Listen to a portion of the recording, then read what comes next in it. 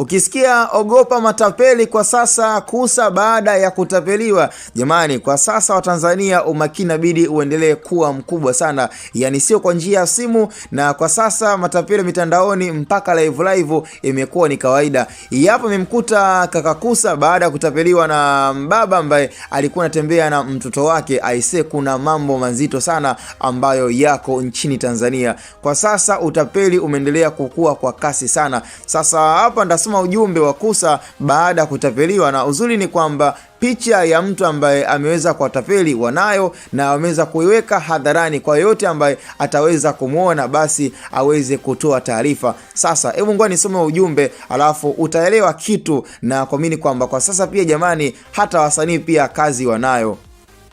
Aliandika hivi: my brother, nashindwa hata ni kuweke fungu gani, lakini katika vitu navichukia na kuvikataa kwenye maisha yangu ni mtu kula jasho langu kwa njia ya udanganyifu. Bro, tumevuka na kupitia mengi sana hadi kufika hapa. Sisi si wajinga kama ulivyowaza. Acha kunitoa kwenye mchezo. Nilipanga kuishi na kila mtu vizuri, maana najua hapa tunapita. Sasa usiharibu hii kitu kwenye mfumo wangu. Halafu mbaya zaidi unafanya utapeli na ujinga wako wote ukiwa na mwanao wa kumzaa. Tena bwana mdogo, kama ana miaka mingi basi ni 15. Huoni kama unamtengenezea njia ngumu sana? Wewe ni baba wa aina gani? Alafu matapeli na watu, kisha mnafunga namba zenu na mawazo yenu finyu ya kujua watu wanakutana kupitia simu tu. Kama umepata ujumbe huu kwa njia yoyote, tuna siku 2 tu za kutafutana na kurejesha kila ulichochukua. Baada ya hapo sitakutafuta tena na sitapokea chochote